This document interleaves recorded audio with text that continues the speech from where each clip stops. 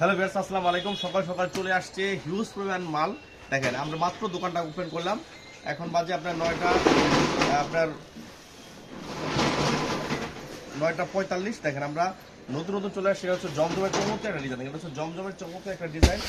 দেখেন খুবই চমৎকার চমৎকার ডিজাইন কিন্তু অলরেডি চলে আসছে। এই দেখেন এটা হচ্ছে একটা জমজমের ডিজাইন। দেখেন মাথা নষ্ট করা জমজম, দেখেন খুবই চমৎকার ডিজাইনটা জমজমের।